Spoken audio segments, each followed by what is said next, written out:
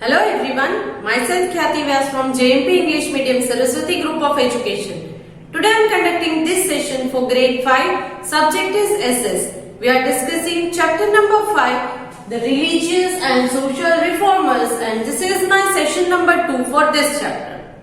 So kids, religious and social reformers are those persons who did something good for our society. हमारी society को develop करने के लिए, पुराने विचारों को दूर करके नए विचारों को लाने के लिए और हमारी सोसाइटी में जितनी भी बुराइयां हैं उनको दूर करने में इन सोशल एंड रिलीजियस रिफॉर्मर्स का बहुत बड़ा योगदान है। तो इन्हीं के बारे में हम इस चैप्टर में डिस्कस कर रहे हैं।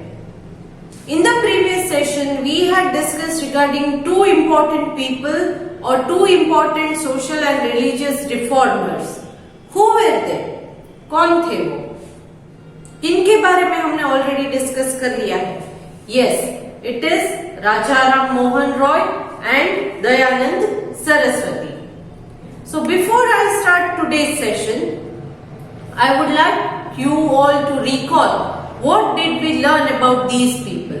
इनके बारे में हमने क्या सीखा था? First of all, Raja Ram Mohan Roy. He fought against the caste discrimination, जाति के भेदभाव के अगेंस्ट उन्होंने फाइट किया था. Then child marriage, बचपन में पहले शादी कर दी जाती थी. जब हमें प्रॉपर थिंकिंग नहीं होती है तब हमारी शादी की जाती थी. पहले के जमाने में बच्चों की शादी की जाती थी क्योंकि उससे क्या होता है, बहुत नुकसान होता है. क्योंकि जब बचपन में हम किसी की शादी कर देते हैं तो दे नेवर थिंक कि मैं उस पार्टनर के साथ पूरी जिंदगी बिता पाएंगे या नहीं, उनकी कंपैटिबिलिटी कैसी होगी. So it is all because of that.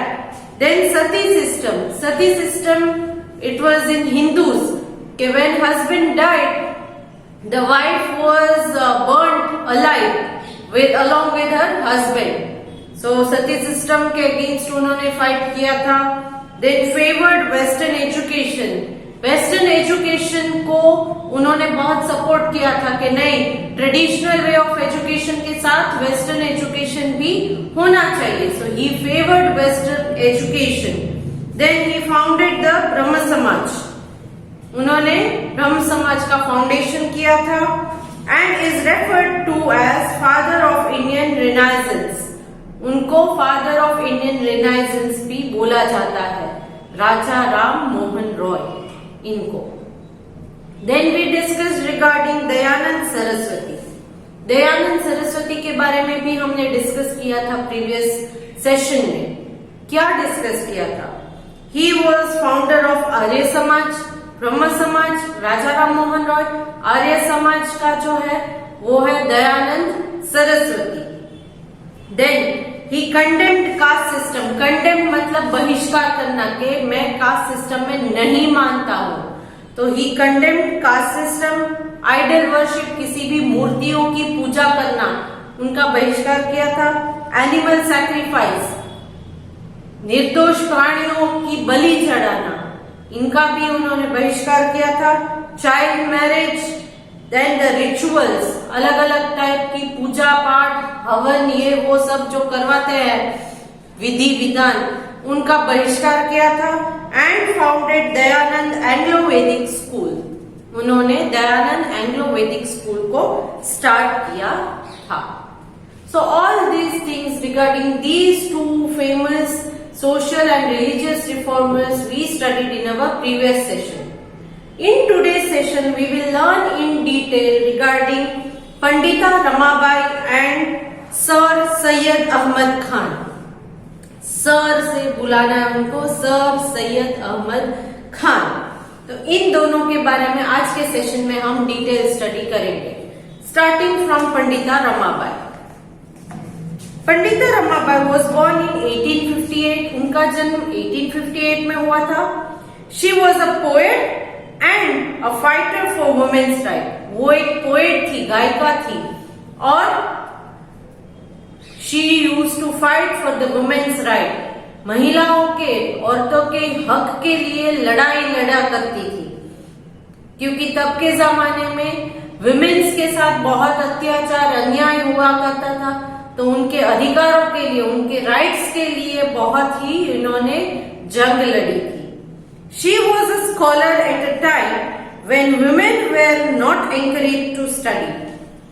उस जमाने में जब विमेन्स को पढ़ाई के लिए, स्टडीज के लिए नहीं भेजा जाता था, बट उस जमाने में पंडिता रमाबाई जैसे लोग भी थे जो खुद एक स्कॉलर थे। स्कॉलर मतलब वो इतने इंटेलिजेंट थे कि उनको अपनी स्कूल से, कॉलेजेस से स्कॉलरशिप्स मिला करती थी, करेक्ट। तो ऐसे लोग भी थे, क्योंकि उनकी फैमिली ने शायद उन्हें सपोर्ट किया था, जिसकी वजह से वो पढ़ लिख कर आगे बढ़ पाए।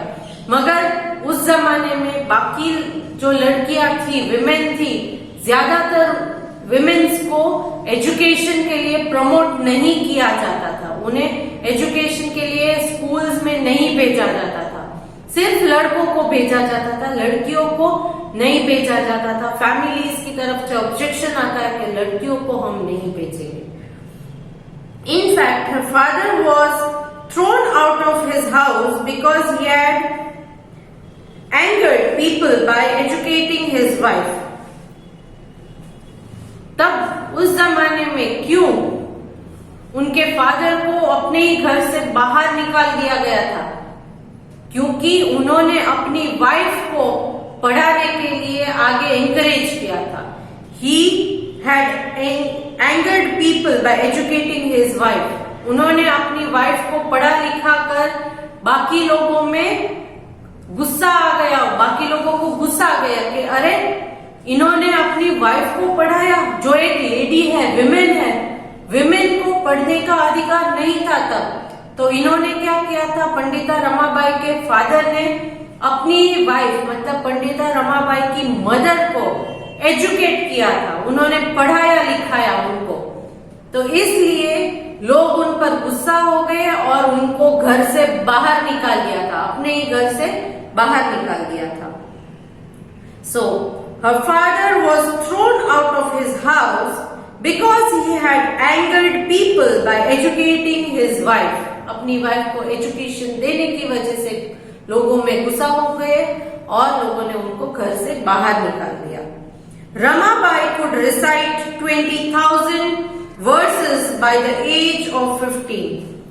रमाबाई इतनी इंटेलिजेंट थी कि 15 साल तक, जब वो 15 साल की हुई, उतने में तो वो 20,000 वर्सेस को एक साथ रिसाइट मतलब बोल सकती थी, याद करके बोलना, उसे कहते हैं रिसाइट करना।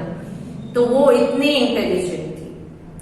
Though she faced numerous social taboos, she tried to improve the position of women in society. उन्होंने बहुत ही मुश्किल घड़ियों को पार किया, बहुत ही तकलीफों से वो लड़कर आगे बढ़ी और she tried to improve the position of women in the society. और विमेन्स की उस जमाने में जो पोजीशन थी सोसाइटी में, जो स्थिति थी विमेन की, उसको सुधारने की बहुत ज्यादा कोशिश की। यहाँ पर यही बताया गया है कि चाहे कितनी भी मुश्किल आए, आप आगे बढ़ते जाओ। आप आगे बढ़ते जाओगे तो मुश्किलें अपने आप सॉल्व होती जाएंगी।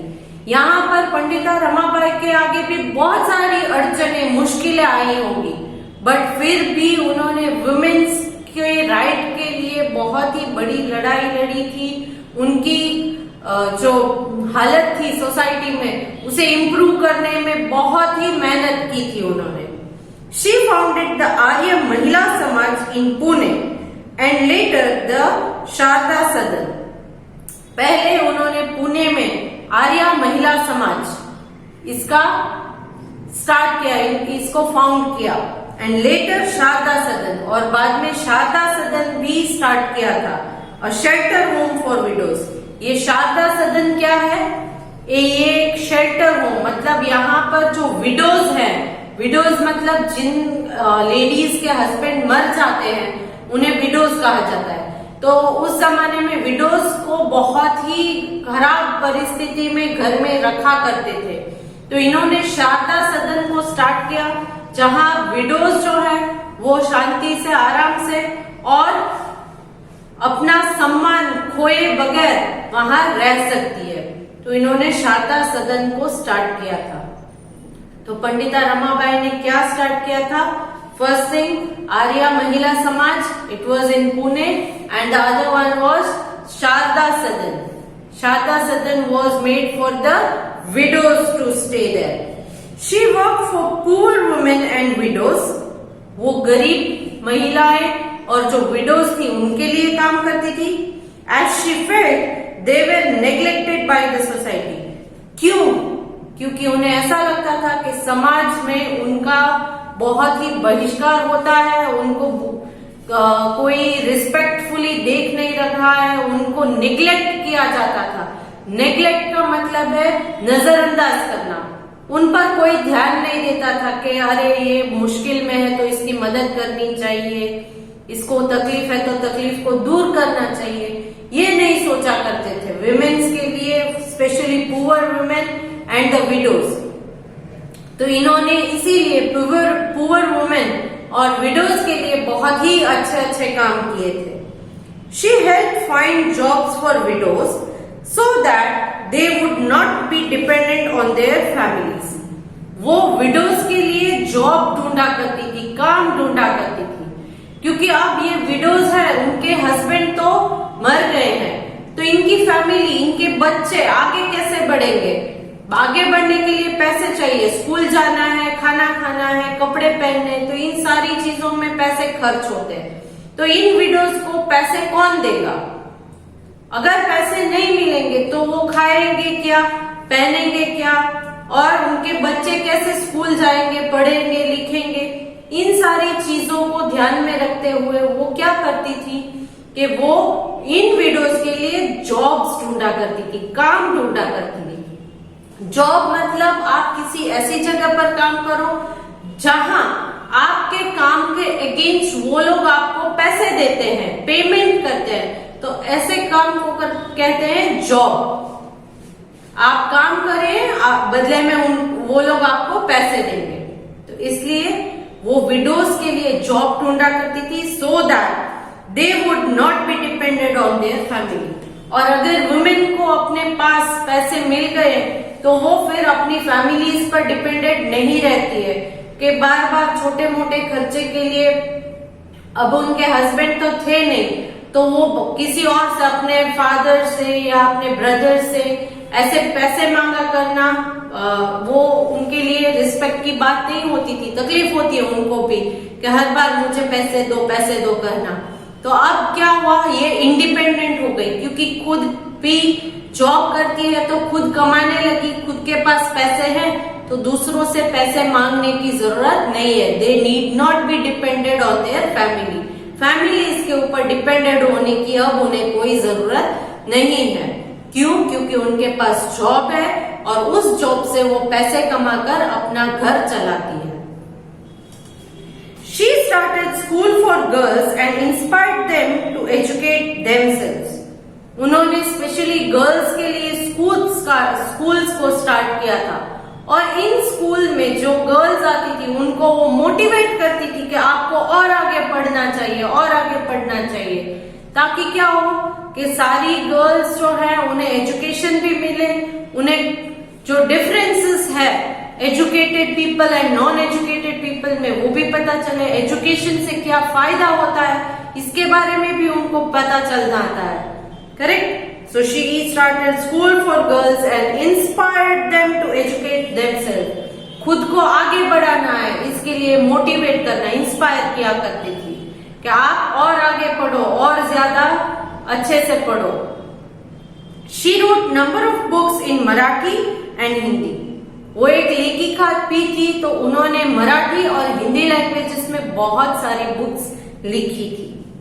तो ये था पंडिता रमाबाई के बारे में. पंडिता रमाबाई के बारे में हमने बहुत सारी चीजें पढ़ी, जैसे कि वो खुद एक फाइटर थी for women's rights and she was a poet. She wrote many books in Marathi and Hindi language.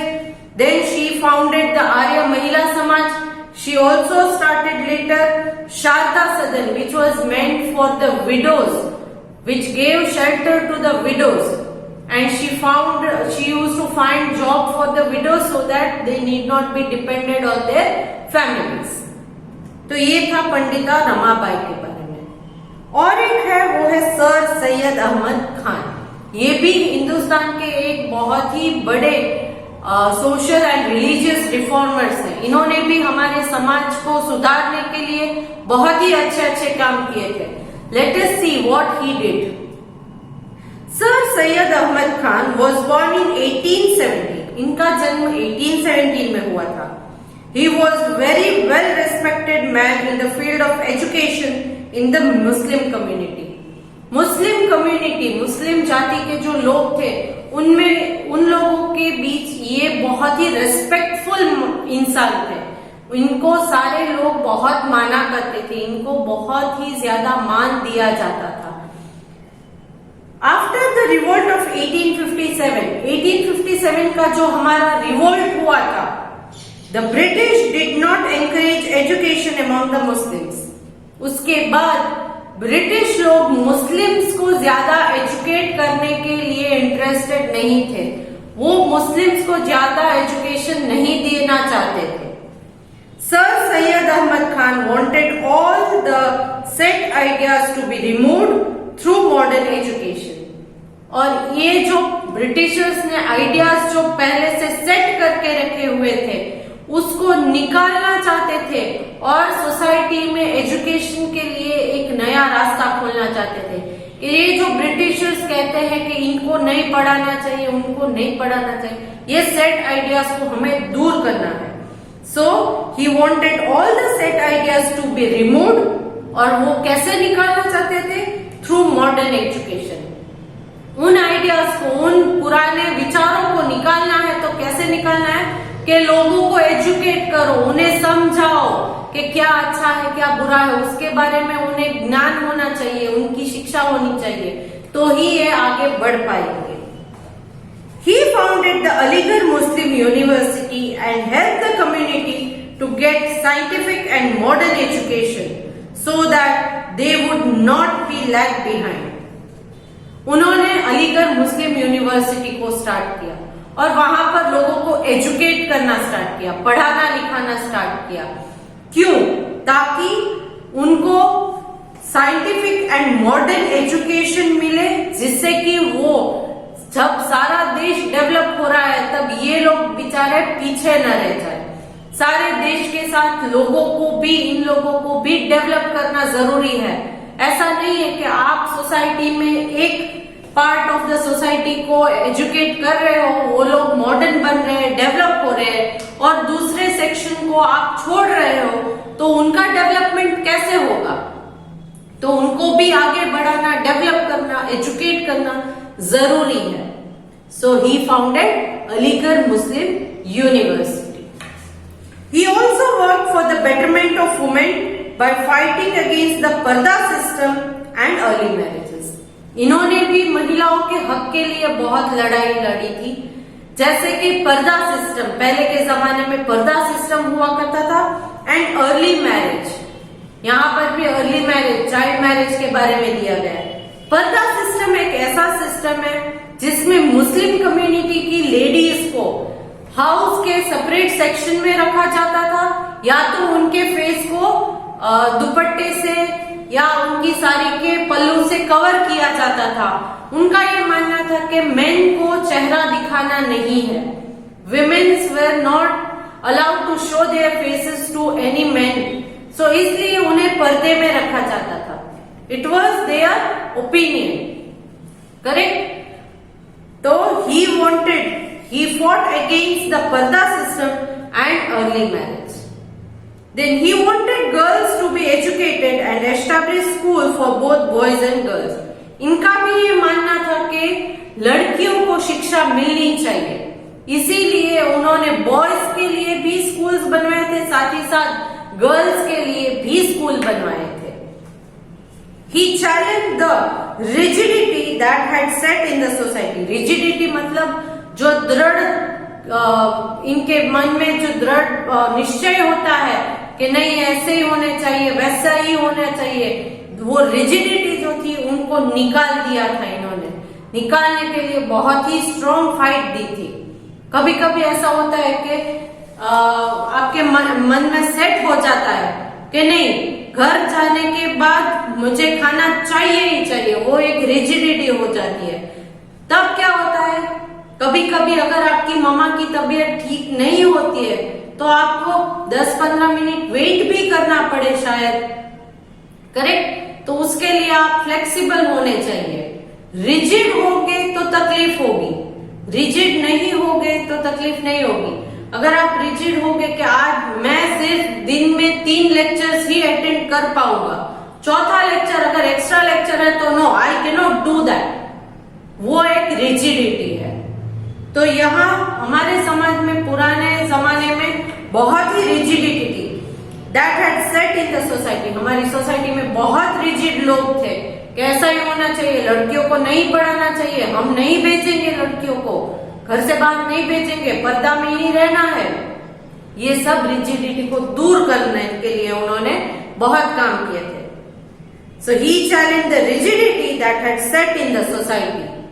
Like Raja Ram Mohan Roy and Dayanand Saraswati, Sir Syed Ahmad also believed that any change in the society was only possible through education and empowerment in the position of women. तो राजा राम मोहन रॉय और दयानंद सरस्वती की तरह sir Syed Ahmad Khan भी ये सोचा करते थे, ये इन सारी चीजों को, इन सारी रिजिडिटीज को दूर करना है। तो उसके लिए एक ही रास्ता है कि लोगों को एजुकेट करो और वुमेन्स को एम्पावर करो, उनकी जो स्थिति है समाज में उसे इम्प्रूव करना चाहिए। तो इससे हमारा समाज जो है वो आगे बढ़ पाएगा, करेक्ट। तो एजुकेशन पे इन्होंने भी बहुत ही ज्यादा स्ट्रेस दिया था। All this social and religious reformers paved a new path for the society to follow. इन सारे सोशल रिफॉर्मर्स ने हमारी सोसाइटी को एक नया रास्ता दिखाया था, to move from the darkness of ignorance to the light of knowledge. और इग्नोरेंस की जो डार्कनेस थी, मतलब जो हम हमारे दिमाग के अंदर पूरे सोच कर बैठे हुए थे कि ऐसा ही होना चाहिए, वैसे ही होना चाहिए, वो जो अंधकार था उसे दूर करके पूरे हमारे सिस्टम को ब्राइटन अप कर दिया नॉलेज के थ्रू, शिक्षा के थ्रू हमारी सोसाइटी को एकदम चमका दी। Their contribution made the path to freedom easier for Indians. और उनके इस कंट्रीब्यूशन के थ्रू पूरी समाज, पूरा सोसाइटी डेवलप होने लगा और इससे हमारे फ्रीडम स्ट्रगल में भी हमें बहुत आसानी हुई। क्योंकि जब तक लोग अशिक्षित थे, उनको शिक्षा नहीं प्राप्त हुई थी, तब उनको क्या सही है, क्या गलत है, क्या अन्याय है, क्या न्याय है, इसके बारे में कोई जानकारी नहीं मिला करती थी। जो जैसा बोले वो किया करते थे। बट अब वो समझ गए कि ये हमारे साथ अन्याय हो रहा है, अत्याचार हो रहा है और इसके अगेंस्ट हमें आवाज उठानी चाहिए। तो इन लोगों की वजह से, इन लोगों की सोच की वजह से हमारी सोसाइटी में बहुत बड़ा चेंज आया और फ्रीडम स्ट्रगल में भी हमें थोड़ी आसानी हुई। So this was all regarding these 4 great reformers in our country. They are Raja Ram Mohan Roy, Dayanand Saraswati, Pandita Ramabai and sir Syed Ahmad Khan. तो this is the end of this chapter. इस चैप्टर को हम यही खत्म करते हैं। Next session I will take up with the exercise of this chapter, but before that I want you all to go through the chapter from your text book and complete the worksheet that is sent along with this video. So let me take your leave now. Bye.